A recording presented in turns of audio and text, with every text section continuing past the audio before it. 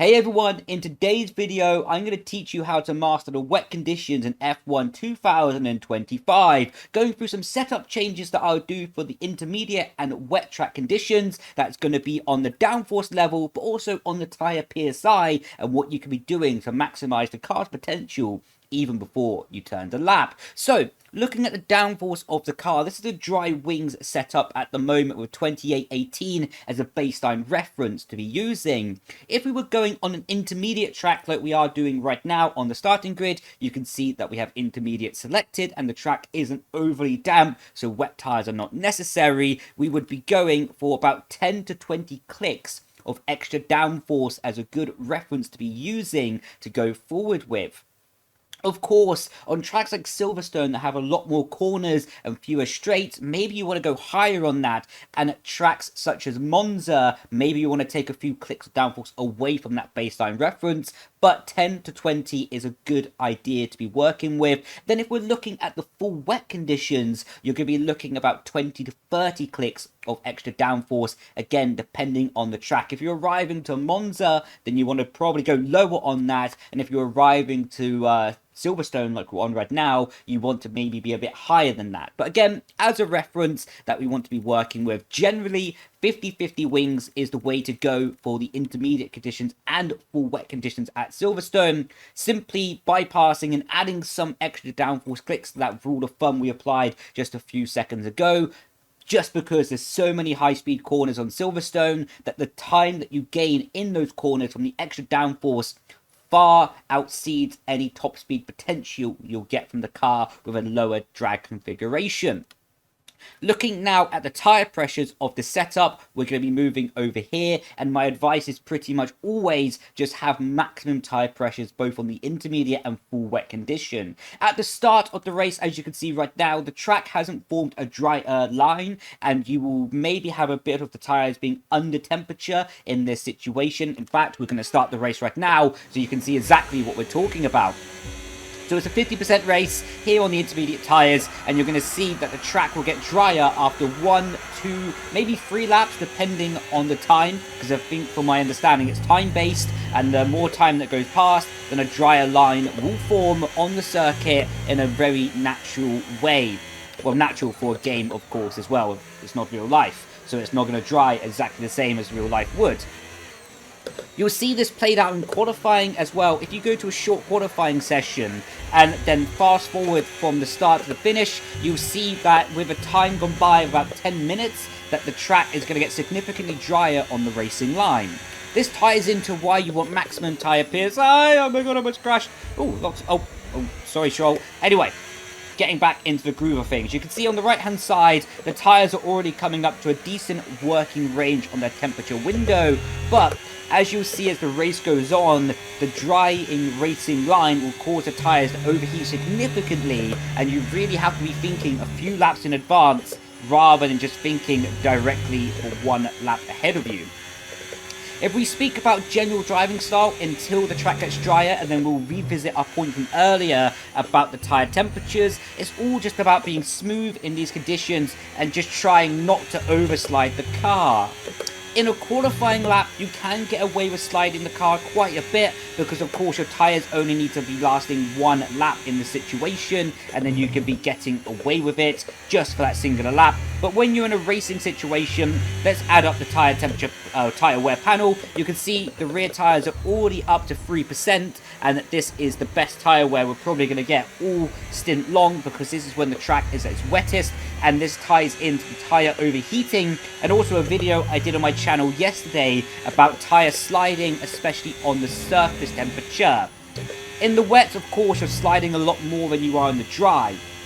So you end up with this situation that the surface of the tyre is being ripped across the surface of the tarmac, and this is leading to quite extreme tyre wear. This is why we're already up to 4% on the rear, and we're not even pushing at this point in time. We're literally just doing a live commentary and following the AI round, and you're going to see once we start pushing in these few corners, and we're really going to go for it in these apexes, throw the car in, you can see closing into the AI, a bit of dirty air, and now we're going for the right hand, and we're just going to purposely kick the rear out a little bit just to exaggerate the tyre wear, and this is sort of sliding that you'll see, and already in one corner we gain 1% of tyre deg, and Alex is going to mug us on the straight because of a bad exit. So that's really important when driving in the rain, is to be super smooth and to be looking after your tyres. Quite literally, over a 15 lap stint here in Silverstone on intermediate tyres, you could be making upwards of a 10% difference in your tyre deg just by looking after it, or not, maybe even a little bit more. But when I speak about that sort of reference, I'm more referring to reasonable pace. Because you could drive around at 1 mile an hour and barely wear out your tyres, and they could last all day and all year, to be honest.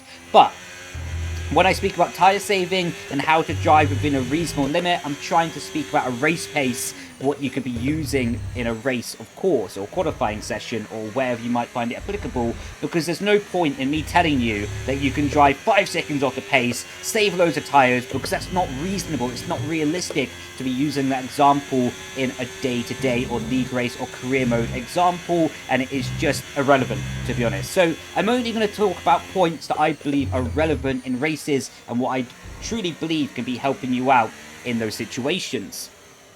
So, driving style, we have now got into that point where you really want to be super silky smooth, minimizing any rear tire slip, and that's going to be helping you save those rear tires. Of course, in some situations, you're not really going to be able to avoid it if you want to have half-decent pace, and you're always going to be on the limit because the track is constantly evolving in these conditions. You can see, as we alluded to earlier, the racing line is getting slightly drier, and it's meaning that we're ending up with the tyres getting much, much hotter. When we started the race, we were on 65 degrees rear tyre temperature, and now as the race goes on, you can see we're already up to 72 on the rear left. Just have to be changing my ERS mode because I was driving around in none there. 10% on the rear left tyre deg already, and going through the high-speed corners here up to 73, even though we're not pushing that hard at the moment. Using a bit of an overtake down the straight, and what once were our rear tyre temperatures being 66 at the start of the race, and that is now our front tyre temperatures, just showing the exaggeration of, as this drying line starts to form, how quickly the tyres will start to heat up and overheat in this situation. The hotter that you get your carcass temperature here on the intermediates, and this also applies for the full wets and dries, but of course it's more exaggerated in the wet conditions just because of the extra sliding that you have, meaning that you'll have less grip coming from the tyre, and then it's easier to slide the surface of the tyre, leading to more tyre wear. Just to repeat that point, because it was a bit of a tongue twister. The hotter that you get the carcass temperature of the intermediates or full wet tyres, the less grip that you're going to have from the actual tyre compound itself, what's going to mean that more than likely you're going to be sliding around even more on the surface of the tarmac, the surface of the road, meaning that you're going to lead to exaggerated tyre wear as a double negative because of that.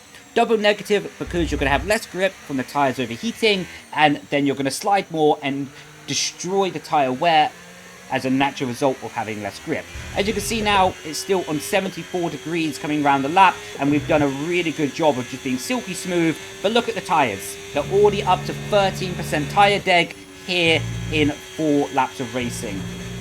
We're going to make another live example for you right now, and we're going to start pushing our socks off and trying to really extrapolate every bit of pace out of the car right now. You can see dirty air isn't going to help us up behind the AI, but we instantly close in about a second, and we're going to do a lap of just pure pushing in this situation right now. A lot of overtake button behind the AI. Of course, they don't adapt their wing level for the wet conditions. They just stay on the same setup, if my understanding is correct. And yeah, a lot of dirty air through the right hand there. We're going to send it down the inside of the AI so we can get a bit of clean air, nice and late on the brakes. We did a purple middle sector as well. So yeah, this lap is just going to be full pushing, so then you can sort of understand how I attack the track and how I could be attacking many different situations in intermediate condition. Flat out through turn 1, and now running through turn 2, a little bit wide on my behalf there, down into none on the ERS, and now let the car rotate through. Of course, you're braking marginally earlier, carrying less corner speed than in the dry condition, but that is of course normal as you had left grip available to you. Using a bit of overtake on the exit, the rear tyres are sliding around. We build up half a second, but the AI being rapid in a straight line are going to close up that gap quite considerably. Down to 4th gear, you can see let the car rotate through. Now open up the right-hander And we're really just focusing on getting good exits from the corners here, and now building back up the speed using the overtake button. And where we're going to get to Mags and Beckett soon is going to be our biggest gain versus the AI, of course, because of our higher downforce advantage through Cop's corner. And now you can see that was pretty good on the limit of the track there. Could have been a bit faster on minimum speed. Entering the corner 1.1 seconds behind Fernando Alonso, and we're instantly bringing it down. We cut the corner. We actually got on the grass there, so I don't really think we gained anything, to be honest, because we were on the grass, and now we're closing up to the back of Fernando. So we gained half a second in Maggots and Beckett alone. And I think the AI are much faster in the wet conditions than they are in the dry on this year's iteration of the Formula 1 game. 7 tenths up on my Delta. George Russell does the fastest lap of the race, and that is going to be beaten by a flurry of drivers. And now we've got a bit of dirty air in the final sector of the lap, so it's going to hamper our chance of doing the fastest lap. And I think it was only a few tenths away from it, even with live commentary, dirty air, and the tyres starting to be destroyed on the rear axle. 6 laps in, you can see we're already up to 22% rear tyre deg, and that is why tyre management is super critical, and it's absolutely pivotal if you want to be competitive over a long stint distance here in the wet weather conditions of F1 2025. Everything that I've just talked about with the intermediates is identical, to be honest, on the wet tyre, because it's just a grip slider that is affecting the wet tyre and the intermediate tyre on the F1 2025 game, and there isn't really like a compound difference. It is just a grip slider. There is one thing that we're going to talk about though with the intermediates on a full wet track, so let's jump over now to an extreme example. So you can see now we're here on a Silverstone wet track. We're loading the same setup as we did before with maximum wings as well as the max tyre pressure. Going into the race strategy here, it is defaulted us to be starting on the wet tyres. And although this is faster for the start of the race, we have the option to be selecting intermediates, and it will say 37 seconds slower in the first stint, but there is a bit of a trick to be played here and to be ready for the future. So is the wet tyre better right now? Yes it is, to be honest. But as we highlighted when we was out on the intermediates in the previous example, the track has a drying line very quickly and leads to extreme overheating very rapidly. So although right now the intermediate tyres are not that good, they're not disastrous, and you can see that we actually have a half decent level of grip, and we're still able to go around the circuit in a pretty nice way. Just trying to get the traction around the outside. Oh my word, where are you going, sides? Jesus. Anyway, you can see we are lacking grip, we are lacking traction compared to the wet tyre right now, but that's natural because of how wet the surface of the road is. Up ahead of us, the AI going side by side, and we're just looking to try and keep our nose clean. What is going to happen though in the handful of laps? Oh, go on, nice little switchback. See you later, son.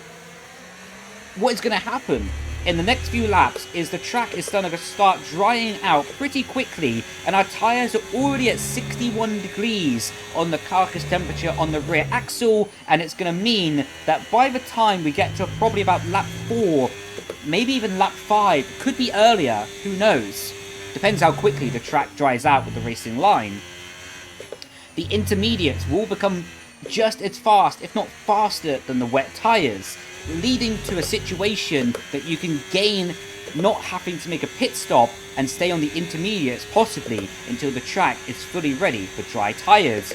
You can see in the high-speed corners we are not really losing anything to the AI up ahead, and it's only really in the low-speed corners that we lose a bit of car stability versus the AI directly ahead of us, and this would play out against human players as well. When you're in the high-speed corners, the intermediates will still work because you have a lot of downforce pressing the car into the road, giving the car stability, but also not sliding it around as a result of that. It's going to be probably a lift into turn 1, yeah, just about a lift. But when you're in low speed corners, the downforce build-up on the car is of course not as severe, so it can lead to situations that you lack a lot of traction because you don't have the extra downforce to push through the car instability in the middle and exit of the corner. You can more or less brake in the same places as you would do on the wet tyres, and as you can see, we are very much holding our own against Oscar Piastri and Lance Stroll behind us. Of course, equal car performance. What I'm going to do though is I'm going to skip forward until later in the race, so now you can see when the track starts getting drier and the inters become quicker. Join me here on lap 3, and as you can see, the drying line is starting to marginally form here around Silverstone, and my intermediates are starting to develop and work into their window, and the wet tyres will begin to start overheating at this point. Going through Maggers and Beckers, even with the extreme dirty air, we're able to rapidly close in to Oscar Piastri and all of the train up ahead, doing a purple middle sector in a wet tyre condition on the intermediates, thus showing once that drying line starts to begin forming, those wet tyres are toast and practically useless anywhere past lap 5 of the race. Of course, we're on lap 3 at the moment, almost hitting the back of Oscar, but I reckon by the time we get to lap 5, those wet tyres are going to be toasted, and we're going to have the advantage by being already on the intermediate tyres, and we won't have to be making an extra pit stop in the race. So by doing this strategy call, we've been able to gain an advantage from lap 4, lap 5 onwards, and we're going to be saving upwards of 20 seconds of total race time because we don't have to be making an extra pit stop to go from wet tyres to intermediates. Like this, we can travel all the way until the point that maybe dry tyres are ready to be on the car to be finishing off your Grand Prix. So with that being said, I've been Brendon Leigh. Hopefully this wet weather guide on F1 2025, including a recommendation for the downforce of the car, tyre pressures, and why the intermediates and the wet conditions are really a good option to be going towards, has been a helpful guide for you. You can drive the wet tyres much like the intermediates. As I mentioned earlier, it is just a grip slider that is determining how much speed and grip you can carry through a corner on F1 2025. So just keep that in mind. You can drive the inters and the wets very similar, just slower or faster depending on the compound of tyre that you're on. Try not to overslide the rear tyres, as the rear deg will be huge. As you can see right now, already on lap 4 with the wet conditions, we're up to 9% total tyre deg. There's a car retiring up ahead actually. Let's just round off the video by seeing who it is. It's going to be Mr. George Russell. Okay, it looks very similar to the real life GP. Up the inside of a few cars. Sorry, Charles Leclerc. Out the way, sunshine. But anyway, I was getting away from the outro and the point of doing the outro at this point and just having a bit of fun sending it up the inside of the AI. I've been Brendon Leigh. Hopefully this guide has been helpful, informative to you as well, and can allow you to gain confidence by driving the intermediates also in the wet conditions. And we are going to be seeing you in the next video. Grazie, Vazazzi. Ciao, ciao. Bye, bye. Oh, I actually didn't mean to be pulling adrift here.